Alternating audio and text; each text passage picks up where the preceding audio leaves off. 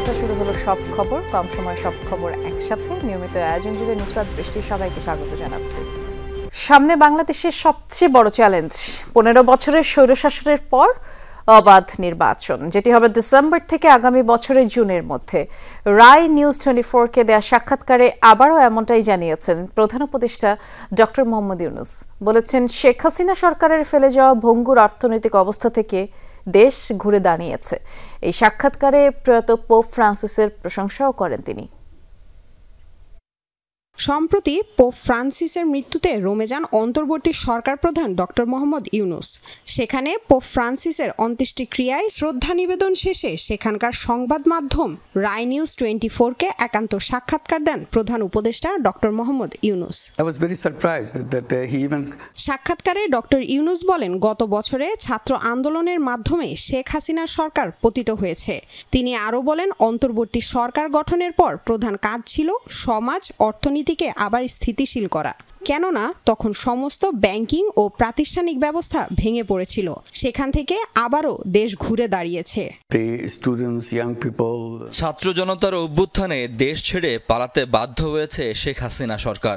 অন্তর্বর্তী সরকার গঠনের পরে প্রধান কাজ ছিল সমাজ ও অর্থনীতিকে স্থিতিশীল করা, তবে দেশ আবার ঘুরে দাঁড়িয়েছে। বাংলাদেশের চ্যালেঞ্জ নিয়ে অন্তর্বর্তী সরকার প্রধান ডক্টর মোহাম্মদ ইউনূস বলেন, 15টি সংস্কার কমিশনের কাজ চলছে। তাদের সুপারিশগুলো নিয়ে রাজনৈতিক দলের সাথে আলোচনাও করা হচ্ছে। এই আলোচনায় সকলে একত্রিত হলে তখন সবকিছু জুলাই সনদে একত্রিত হবে। এরপরেই আগামী ডিসেম্বর থেকে পরবর্তী জুনের মধ্যে নির্বাচন দেওয়ার আশা প্রকাশ করেন ডক্টর মোহাম্মদ ইউনূস। বড় চ্যালেঞ্জ হলো 15 বছরের স্বৈরাচারী শাসনের পর প্রথম গণতান্ত্রিক নির্বাচন আয়োজন।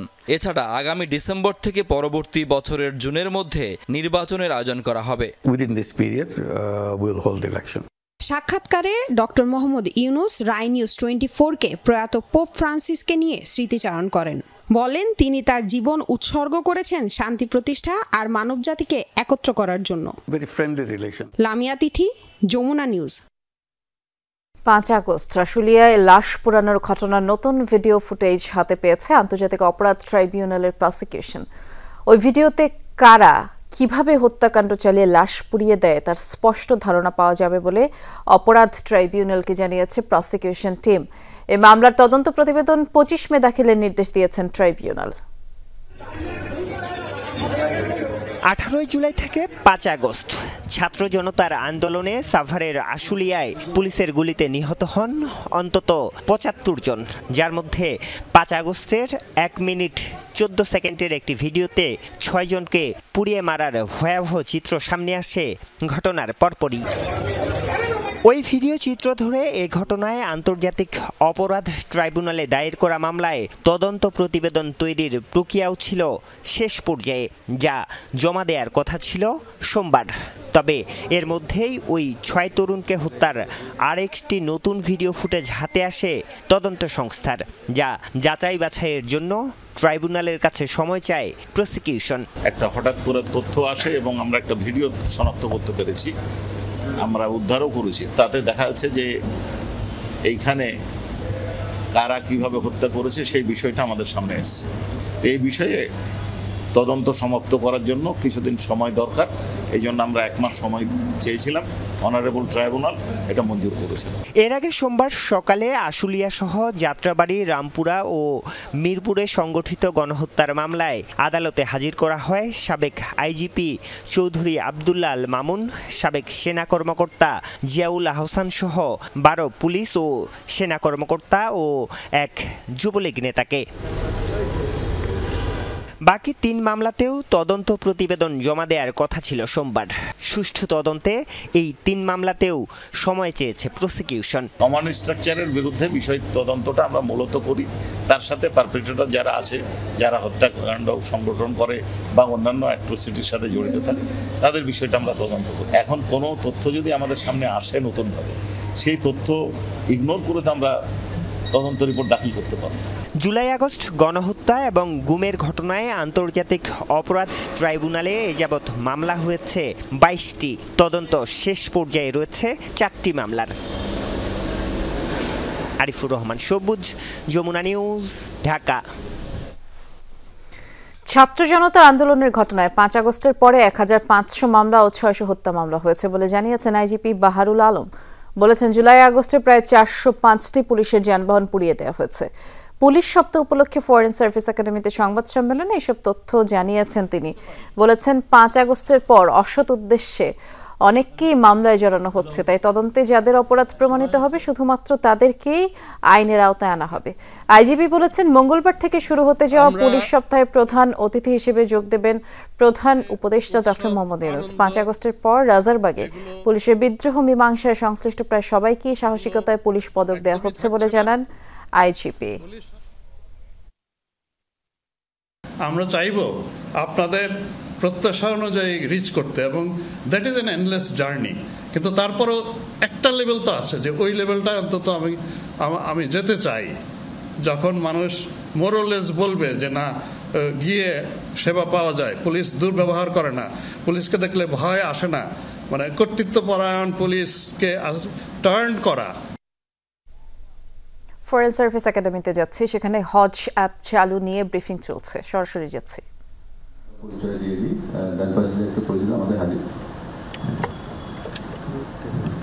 আমি খন্দকার মোহাম্মদ শরীফুদ্দিন।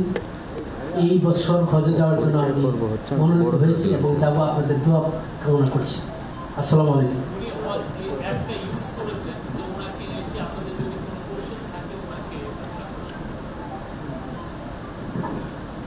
ধন্যবাদ। আমি মামুনুল ফারুক, উপসচিব হজ, ধর্ম বিষয়ক মন্ত্রণালয়। Chairman BTRC. ধন্যবাদ। আমি ডক্টর মোহাম্মদ মুশফিকুর রহমান, সচিব ডাক ও টেলিযোগাযোগ বিভাগ। তাজিম সাদিক, ম্যানেজিং ডিরেক্টর, উড়ো ভেঞ্চার্স। আসসালামু আলাইকুম রহমতুল্লাহ। আমি Mohammad Mosharraf Hossain, executive vice president এবং ডিজিটাল ব্যাংকিং উইং এর head, Ismail bank Bangladesh PLC.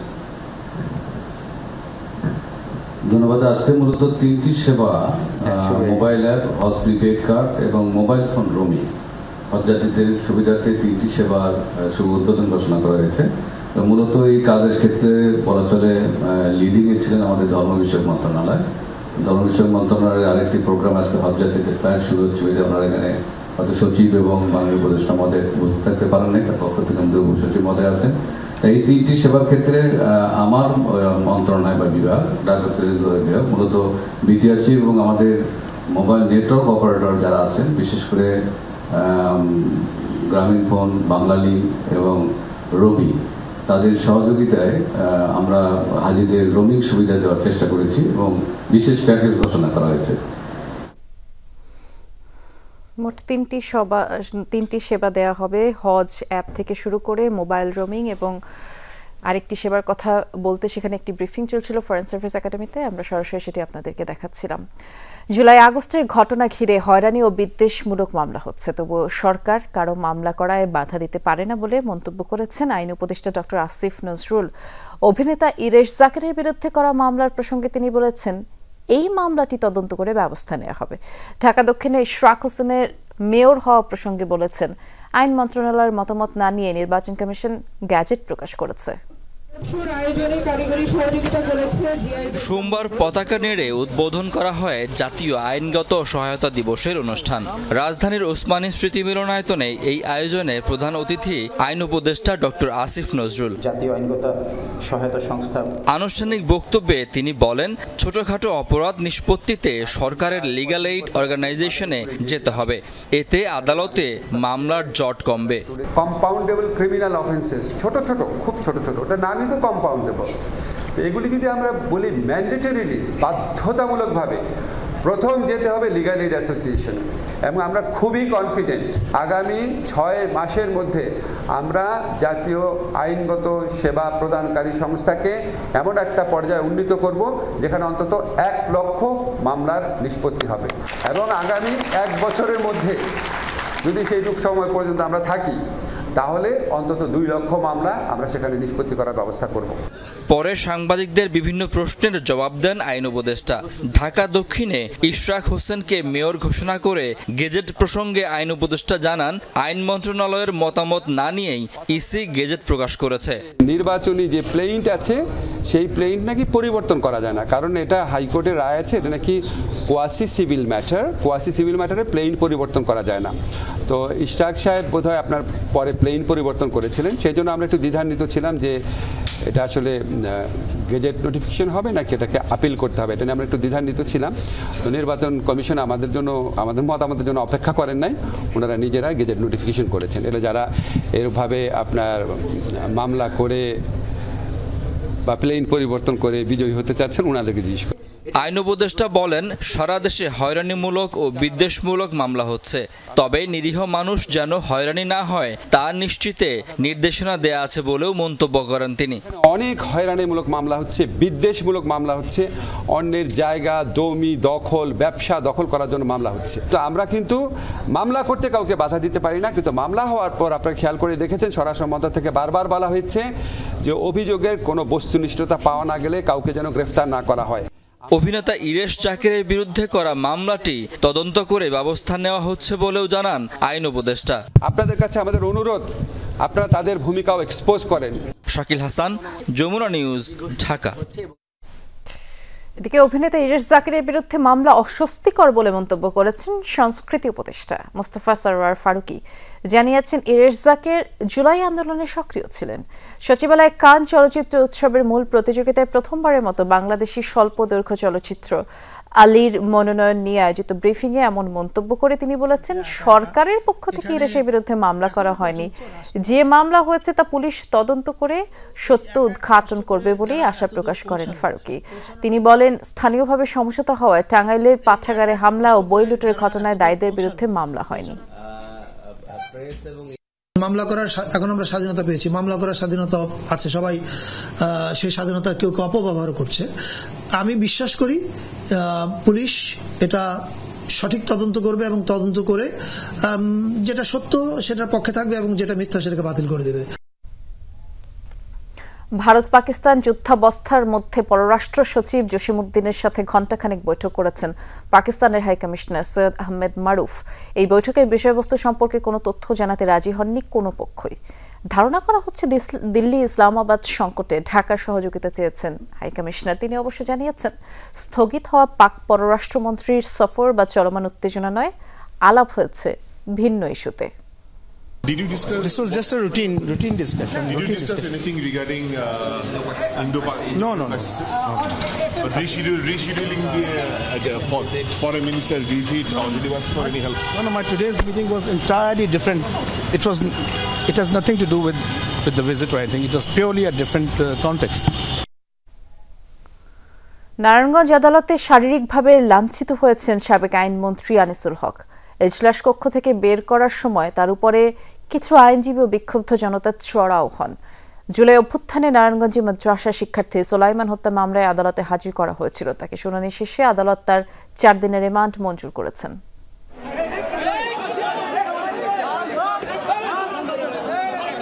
আদালতের ইজলাস কক্ষ থেকে বের করার সময় কয়েকজন চড়াও হন সাবেক আইনমন্ত্রী আনিসুল হকের ওপর। শারীরিকভাবে লাঞ্ছিত হন বিগত সরকারের প্রতাপশালী এই মন্ত্রী।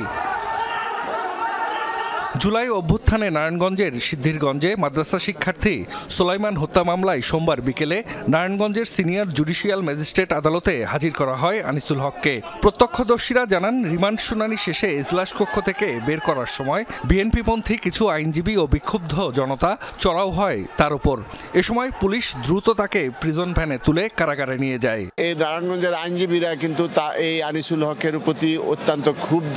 একটাই কারণ যে আনিসুল হক গত 16 বছর নারায়ণগঞ্জের আইন আঙ্গনটাকে একদম কুলুষিত করে ফেলেছিল। উনি দুর্নীতির কারণে নারায়ণগঞ্জে আদালতগুলি সঠিক মতো তাদের বিচারকরা দায়িত্ব পালন করতে পারে নাই। এর আগে দুপুরের দিকে কড়া নিরাপত্তায় নারায়ণগঞ্জ আদালতে নেওয়া হয় সাবেক আইনমন্ত্রী আনিসুল হককে। 7 দিনের রিমান্ড শুনানি শেষে 4 দিনের পুলিশি হেফাজত মঞ্জুর করেন আদালত। সিনিয়র জুডিশিয়াল ম্যাজিস্ট্রেট মাইনুদ্দিন কাদের সাহেব আমাদের এবং আসামি পক্ষের বক্তব্য শোনার পর উনি এই মর্মে সিদ্ধান্ত নেন যে এই প্রকৃত ঘটনা এবং অস্ত্র উদ্ধার ককটেল কীভাবে আসলো সেটা কীভাবে আসলো সেই ঘটনা উন্মোচনের জন্য 4 দিনের রিমান্ড মঞ্জুর করেন। পুলিশ জানায় ছাত্র জনতার আন্দোলনে গত বছরের 5 আগস্ট দুপুরে সিদ্ধিরগঞ্জের শিমরাইল এলাকায় গুলিতে নিহত হন সোলাইমান। এ ঘটনায় সিদ্ধিরগঞ্জ থানায় সাবেক প্রধানমন্ত্রী শেখ হাসিনা, আওয়ামী লীগ সাধারণ সম্পাদক ওবায়দুল কাদের, সাবেক স্বরাষ্ট্রমন্ত্রী আসাদুজ্জামান খান কামাল, সাবেক আইনমন্ত্রী আনিসুল হক সহ 51 জনের নাম উল্লেখ করে মামলা হয়। জাহিদ হাসান, যমুনা নিউজ। চলন্ত প্রাইভেট কারে ছিনতাইকারী এসে দাঁড়িয়ে থাকা এক নারীর ভ্যানিটি ব্যাগ ছো মেরে টান দিল। ব্যাগ সহ ছেঁচড়ে টেনে নিয়ে গেল সেই নারীকেও। ভুক্তভোগী কলেজ শিক্ষিকার সাথে কথা হয়েছে যমুনা নিউজের, জানবো তার ভয়ানক সেই অভিজ্ঞতার কথা। রাস্তার পাশে ট্রলি ব্যাগ নিয়ে দাঁড়িয়ে এক নারী, পরনে শাড়ি, হাতে ভ্যানিটি ব্যাগ। হঠাৎ সাদা রঙের একটি প্রাইভেট কার চলে আসে তার সামনে। চলন্ত অবস্থাতেই গাড়িটির সামনের অংশে বাঁ দিকের জানালা দিয়ে একজন ছো মেরে টান দেয় ওই নারীর ভ্যানিটি ব্যাগটি। মাটিতে পড়ে যান সে নারী। ব্যাগের সঙ্গে তাকেও টেনে হিচড়ে নিয়ে যেতে থাকে প্রাইভেট কারটি।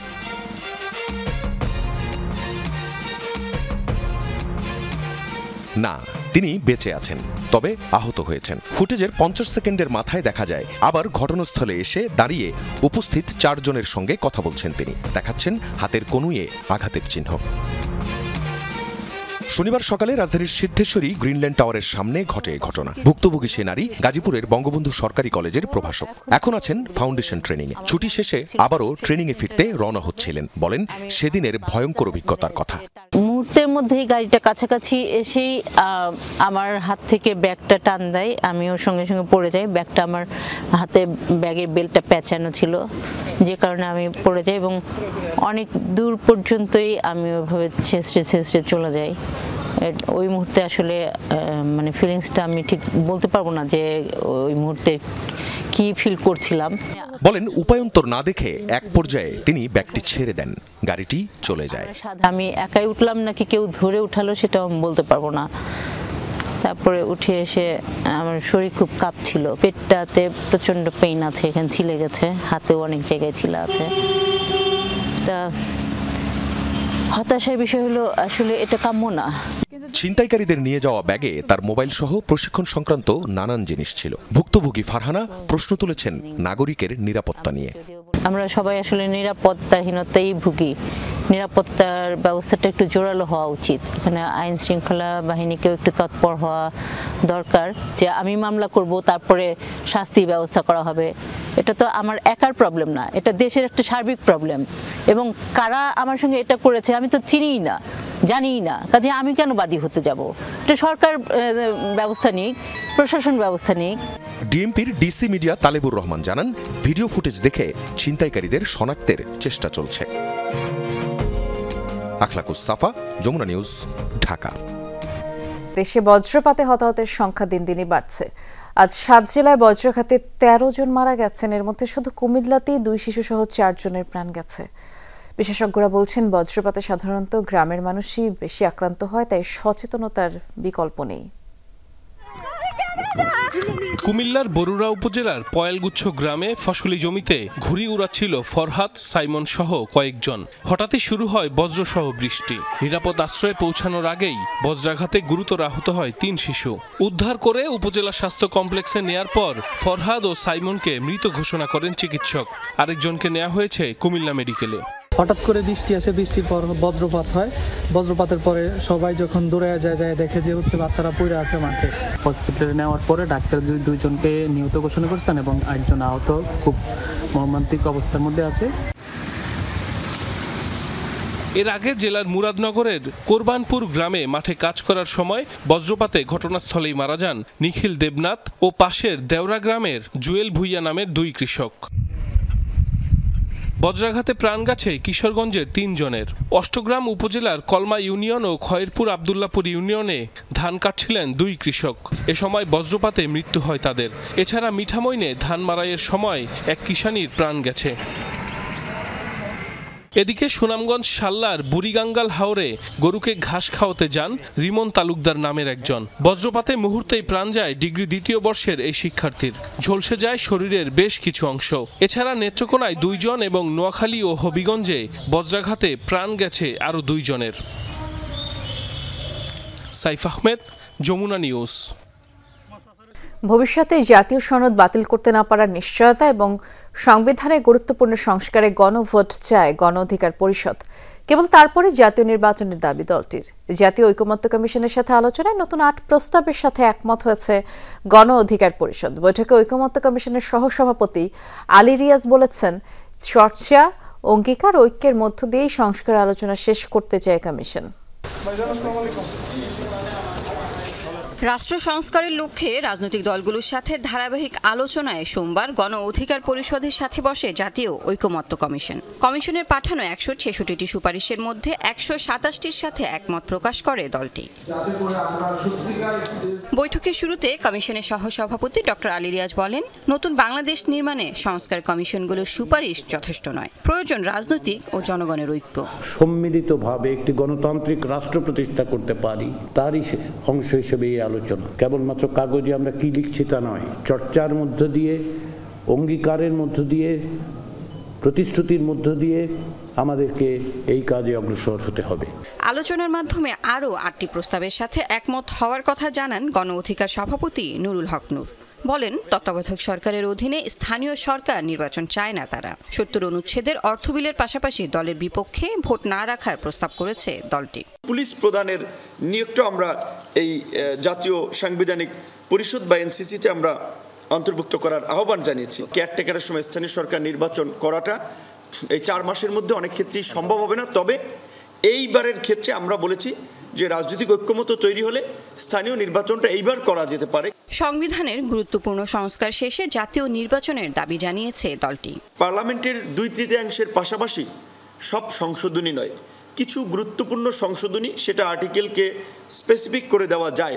সেই আর্টিকেলগুলোর সংশোধনীর ক্ষেত্রে আপনার একটা গণভোট হতে পারে, আমরা এই প্রস্তাবনাও দিয়েছি। ভবিষ্যতে যেন কেউ এই সংস্কার কিংবা জাতীয় সনদকে আইনি কিংবা কোনোভাবে যেন চ্যালেঞ্জ করতে না পারে, বাতিল করতে না পারে, সেজন্য আমরা বলেছি যে এটা এর পক্ষে একটা গণভোট নিয়ে এটাকে চূড়ান্ত করুন। কোনো দল বা ব্যক্তির চাওয়াই নয়, রাষ্ট্র ও দেশের স্বার্থ বিবেচনায় রেখে সংস্কারের পরামর্শ নুরুল হক নূরের। জাতীয় ঐক্যমত্যের ভিত্তিতে এবং সংস্কারগুলো এই সরকারের অধীনেই বাস্তবায়ন হবে। লাভলি বিথি, যমুনা নিউজ, ঢাকা। অন্তত 50টি রাজনৈতিক দল ডিসেম্বরের আগে নির্বাচন চায় বলে দাবি করেছেন বিএনপি স্থায়ী কমিটির সদস্য আমির খসরু মাহমুদ চৌধুরী। বিকেলে লিয়াজো কমিটির বৈঠক শেষে ব্রিফিংয়ে তিনি বলেছেন, একটি বিশেষ মহল গণতন্ত্রকে সংস্কারের মুখোমুখি করছে। 16 বছরের যুদ্ধ ছিল ভোটের অধিকার ফেরানোর। কোনো মহামানবকে ক্ষমতায় বসানোর জন্য দেশের মানুষ সংগ্রাম করেনি। কোনো মহামানব গণতন্ত্রের সমাধান দেবে, এটাও জনগণ মেনে নেবে না। কারা নির্বাচন চায় না সেই প্রশ্ন তুলে আমির খসরু বলেছেন, কোনো বিশেষ গোষ্ঠীর সুবিধাভোগী যদি গণতন্ত্রের বিপক্ষে গিয়ে বিরুদ্ধাচরণ করে, সেটি সুখকর নয়। শেখ হাসিনার বিরুদ্ধে রাস্তায় লড়াই করেছে, আমাদের সাথে যারা রাস্তায় ছিল, ইতিমধ্যে প্রায় 50টি দল পরিষ্কারভাবে ব্যক্ত করেছে ডিসেম্বরের আগে নির্বাচনের জন্য। এবং সাথে সাথে সংস্কারের যে কথাগুলো বলা হয়, যে সংস্কারের ব্যাপারে যেখানে ঐক্যমত হবে সেই সংস্কারগুলো ইমিডিয়েটলি করে নির্বাচন কমিশনকে বলা হোক নির্বাচনের দিনক্ষণ ঠিক করে রোডম্যাপ দিয়ে নির্বাচনের দিকে এগিয়ে যাওয়ার জন্য। তারুণ্যের রাজনৈতিক অধিকার প্রতিষ্ঠায় 4 বৃহত্তর বিভাগে 2 দিন করে কর্মসূচি ঘোষণা করেছে বিএনপির 3 অঙ্গ সংগঠন। ছাত্রদল, যুবদল ও স্বেচ্ছাসেবক দলের সমন্বয়ে আগামী 10 মে চট্টগ্রাম, 17 মে খুলনা, 24 মে বগুড়া, 28 মে ঢাকায় সমাবেশ অনুষ্ঠিত হবে। আর এর আগের দিন সেমিনার হবে। দুপুরে নয়াপল্টনে দলের কেন্দ্রীয় কার্যালয়ের সংবাদ সম্মেলনে যুবদল সভাপতি আব্দুল মোনায়েম মুন্না জানিয়েছেন, দেশের 10টি সাংগঠনিক বিভাগকে 4টি বৃহত্তর বিভাগে ভাগ করে এই সমন্বিত কর্মসূচি গ্রহণ করা হয়েছে, যার মধ্য দিয়ে তরুণরা কেবল ভোটার নয়, বরং আগামী নীতি নির্ধারক হিসেবে নিজেদের ভাববে বলেই জানান মোনায়েম মুন্না। আর সাংবাদিকদের প্রশ্নের জবাবে নেতৃবৃন্দ বলেছেন, চাঁদাবাদী সহ অন্যান্য অভিযোগ পেলে সংগঠনগুলো ব্যবস্থা নিচ্ছে। আওয়ামী লীগের দোসররা এখন জামায়াত, এনসিপিতে যোগ দিচ্ছে বলেও দাবি করেন নেতারা।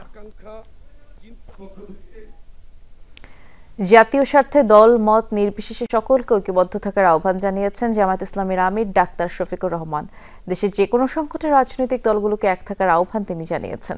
সকালে জাতীয় প্রেস ক্লাবে ইসলামী ব্যক্তিত্ব জামায়াতের সাবেক এমপি মাওলানা আব্দুস সোবহানের উপরে রচিত বইয়ের মোড়ক উন্মোচন অনুষ্ঠানে এসব কথা বলেন জামায়াত আমির। বলেন, মাওলানা আব্দুস সোবহানের ব্যক্তিত্ব দল মত নির্বিশেষে সকলকে মুগ্ধ করত। আওয়ামী লীগ সরকারের জুলুমের শিকার হয়ে কন্টেমশনে মৃত্যুর অপেক্ষায় থেকেও তিনি কখনো ভয় পাননি। জেলে থাকা অবস্থায়ও তিনি কারাগারে সকলের খোঁজ খবর রাখতেন। এই অনুষ্ঠানে বিএনপি চেয়ারপারসনের উপদেষ্টা অ্যাডভোকেট শিমুল বিশ্বাস বলেছেন, জুলাই বিপ্লবের বিতাড়িত সরকার আব্দুস সোবহানকে অপমানিত করতেই মানবতা বিরোধী মামলায় আসামি করেছিল। তবে আজ সেই আওয়ামী লীগই অপমানিত হয়ে দেশ থেকে পালিয়েছে।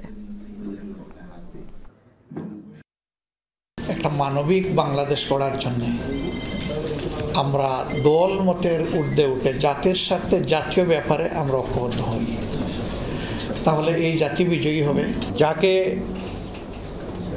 অপমান করার জন্য এত আয়োজন, সে আজকে সমাদৃত সম্মানিত। যারা আজকে অত্যাচার করলো তাদের কি করুণ পরিণতি আমরা দেখছি। রাজধানী ভাটারায় মাদানী এভিনিউয়ে অনন্ত টেরাসেসের নির্মাণাধীন ভবনের কারণে রাস্তায় ধস ও দেবে যাওয়ায় 10 লাখ টাকা জরিমানা করেছে রাজুকের ভ্রাম্যমাণ আদালত। একই সাথে মে মাসের মধ্যে নিজ খরচে এই সড়ক মেরামতের নির্দেশ দেওয়া হয়েছে। রাজধানীর মাদানী এভিনিউয়ের 100 ফিট সড়ক লাগোয়া 45 বিঘার উপর তৈরি হচ্ছে অনন্ত গ্রুপের বিলাসবহুল আবাসন অনন্ত টেরাসেস। 1000 কোটি টাকার এই নির্মাণযজ্ঞে ক্ষতিগ্রস্ত পাশের সড়ক। সড়কটির একটি অংশ বন্ধ করে দেওয়া হয়েছে, পলিথিনে ঢেকে রাখা হয়েছে 200 মিটার জায়গা। কি আছে এর নিচে? পলিথিন সরাতেই দেখা গেল সড়কের ফুটপাত সহ এক পাশ দেবে গেছে। রাজুক বলছে, অনন্ত টেরাসেস এর বেসমেন্টের নিরাপত্তা দেয়াল নিয়ম অনুযায়ী করা হয়নি, তাই গুরুত্বপূর্ণ সড়কটির ওই অংশ ব্যবহার করতে পারছে না সাধারণ মানুষ। বারবার সিটি কর্পোরেশন আর্মির কথা বলতেছেন। আমি যেটা বললাম স্পষ্ট তো দেখা যাচ্ছে যে আপনাদের এখানে কলাপস হয়েছিল এবং সেটা আপনাদের এই জায়গাটা আপনারা দেখেন, আপনারা নকশা নিয়ে এখানে সীমানাটা এত রাস্তার কাছাকাছি আসা কথা না, এটা বলতেই পারেন। বোঝাই যাচ্ছে এর দায় নিচ্ছে না অনন্ত টেরাসেস। দোষ চাপায় সড়কে চলমান সেনাবাহিনীর 24 ইঞ্জিনিয়ার কনস্ট্রাকশন ব্রিগেডের ঘাড়ে।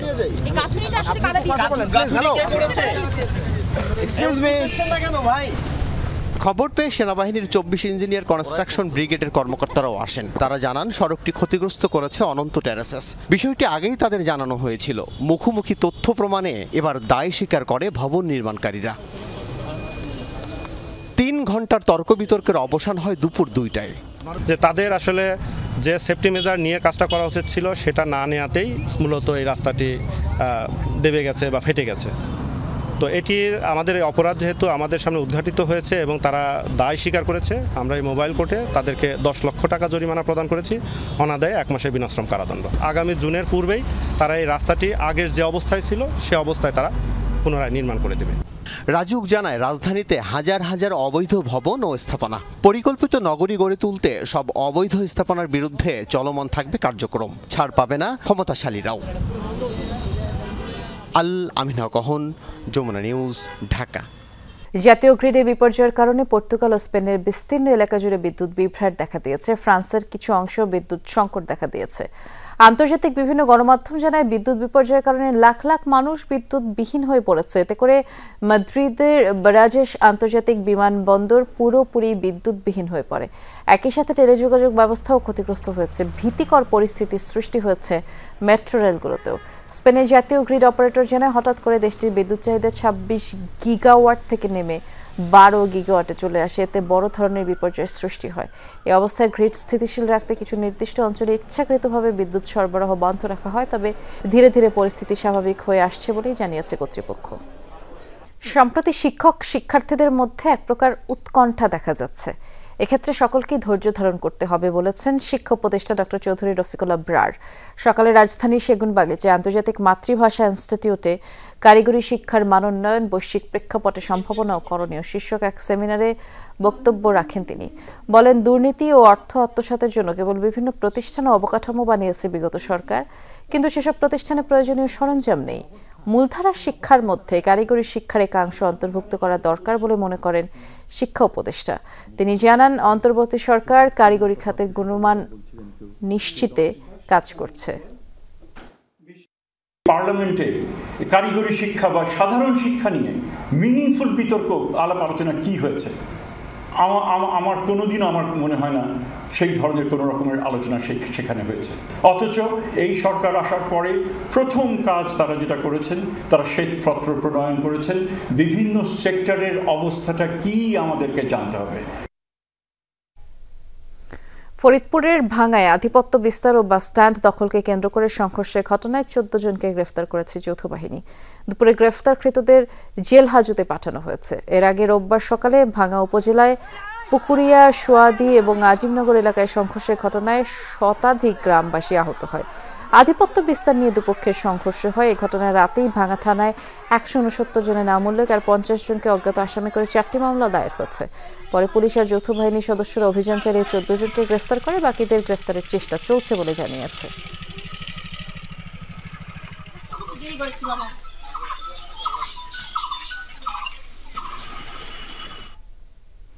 মাদারীপুরে জমি সংক্রান্ত সালিশ বিচারে এক পক্ষের হামলায় 10 জন আহত হওয়ার অভিযোগ উঠেছে। দুপুরে শিবচরের বাঁশকান্দি ইউনিয়নের খলিফাকান্দি গ্রামে জমি বিষয়ক সালিশি বৈঠক বসে। সেখানে মজিদ লপ্তি আর পলাশ লপ্তির মধ্যে কথা কাটাকাটি। এক পর্যায়ে পলাশের সমর্থকরা মজিদের লোকজনের উপরে হামলা করে অন্তত 10 জন এতে আহত হয়। তাদের উদ্ধার করে উপজেলা স্বাস্থ্য কমপ্লেক্সে ভর্তি করা হয়। এর মধ্যে আশঙ্কাজনক একজনকে ঢাকায় পাঠানো হয়েছে। শিবচর থানার ওসি জানিয়েছেন, এই ঘটনা তদন্ত সাপেক্ষে দ্রুত আইনি পদক্ষেপ নেওয়া হবে। সিলেটের 2 কিশোরীকে কাজের প্রলোভন দেখিয়ে কক্সবাজার পাঠিয়ে পতিতাবৃত্তিতে বাধ্য করার অভিযোগে স্বামী স্ত্রীকে গ্রেফতার করেছে পুলিশ। সোমবার বিকেলে সিলেট মেট্রোপলিটন ম্যাজিস্ট্রেট তৃতীয় আদালতের মাধ্যমে তাদেরকে কারাগারে পাঠানো হয়। পুলিশ জানায়, ঢাকায় গার্মেন্টসে চাকরির প্রলোভন দেখিয়ে প্রতিবেশী শাহনাজ ও তার স্বামী মুরাদ আহমেদ 2 জন কিশোরীকে কক্সবাজার পাঠায়। আর সেখানে তাদের ছেলে ইমন ও মেয়ে পিঙ্কি ওই 2 কিশোরীকে 2টি হোটেলে 15 দিন আটকে রেখে পতিতাবৃত্তিতে বাধ্য করে। 2 কিশোরীর খোঁজ না পেয়ে সিলেটের শাহপরান থানায় তাদের পরিবার সাধারণ ডায়েরি করেন। তদন্তের মাধ্যমে পুলিশ তাদেরকে উদ্ধার করে। ডিপ্লোমা নার্সিং কোর্সকে স্নাতক সমমান কোর্স করার দাবিতে বিক্ষোভ করেছেন নার্সিং ইনস্টিটিউটের শিক্ষার্থীরা। বেলা 11টা থেকে খুলনার শিববাড়ি মোড়ে ঘণ্টাব্যাপী কর্মসূচি পালিত হয়। সেখানে Khulna nursing, Asian nursing, city nursing সহ বিভাগের 9টি ইনস্টিটিউটের শিক্ষার্থীরা অংশ নেয়। তারা বলেন, পড়ালেখা শেষে মানুষের সেবায় নিজেদের নিয়োজিত করলেও ভাগ্যের কোনো পরিবর্তন হয় না। 24 ঘন্টার মধ্যে দাবি মানা না হলে বৃহত্তর কর্মসূচির হুঁশিয়ারি দেন তারা।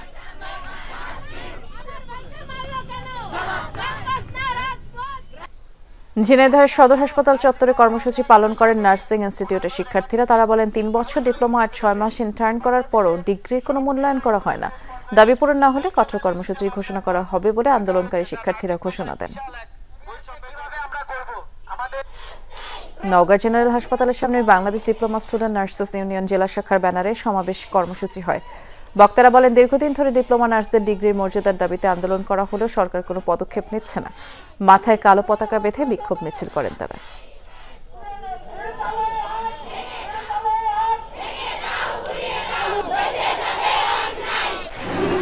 সকালে কুষ্টিয়া জেনারেল হাসপাতালে Bangladesh diploma student nurses union Kushtia শাখার আহ্বানে বিক্ষোভ কর্মসূচি পালন করা হয়। এ সময় বিএনএমসিতে শিক্ষার্থীদের উপরে পুলিশের হামলার প্রতিবাদ সহ রেজিস্ট্রারের পদত্যাগ এবং ডিপ্লোমাকে ডিগ্রি সমমান করার দাবি জানান বিক্ষোভকারীরা।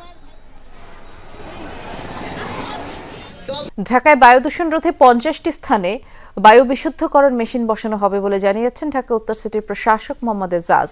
সকালে রাজধানীর গুলশানের টিএনসিসি নগর ভবনের অডিটোরিয়ামে দূষণমুক্ত ও ন্যায্য নগর গঠনে নবায়নযোগ্য জ্বালানির ভূমিকা শীর্ষক এক পলিসি ডায়ালগে আরও বলেন, দূষণ রোধে অটোরিকশাগুলোতে লিথিয়াম ব্যাটারি ব্যবহার একটি পরিচয়পত্রের বিপরীতে শুধুমাত্র একজনকে লাইসেন্স দেওয়া হবে।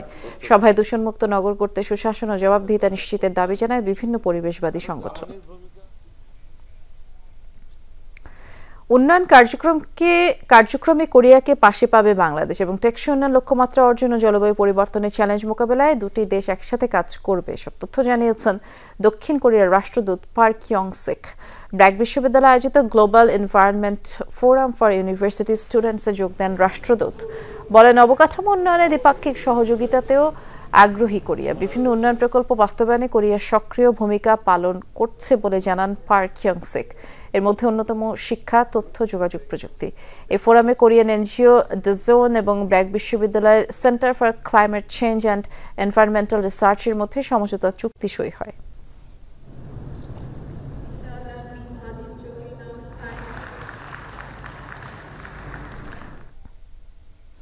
ইউক্রেনের সাথে 72 ঘন্টার অস্থায়ী যুদ্ধবিরতি ঘোষণা করল রাশিয়া। কার্যকর হবে আগামী মাসের 8 তারিখ মধ্যরাত থেকে, যা 10 তারিখ মধ্যরাত পর্যন্ত চলবে। টেলিগ্রামে এই বিবৃতিতে বিষয়টি জানিয়েছে ক্রেমলিন। দ্বিতীয় বিশ্বযুদ্ধের সমাপ্তির 80 বছর পূর্তি উপলক্ষে সিদ্ধান্ত বলে জানিয়েছে মস্কো। এর পাশাপাশি ইউক্রেনকেও যুদ্ধবিরতি মানার আহ্বান জানানো হয় বিবৃতিতে, যদিও এই ইস্যুতে এখন পর্যন্ত কিয়েভ কোনো মন্তব্য করেনি। কয়েকদিন আগে খ্রিস্টানদের ধর্মীয় উৎসব ইস্টার সানডে উপলক্ষে 30 ঘন্টা যুদ্ধবিরতি ঘোষণা করে রাশিয়া। এছাড়াও যুক্তরাষ্ট্রের মধ্যস্থতায় যুদ্ধ বন্ধে কয়েক দফা আলোচনা হয় দুই দেশের প্রতিনিধিদের মাঝে।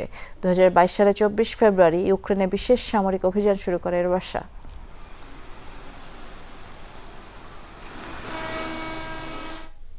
এ ছিল সব খবরের সব আপডেট। সাথে থাকার জন্য ধন্যবাদ। নিরাপদে থাকবেন।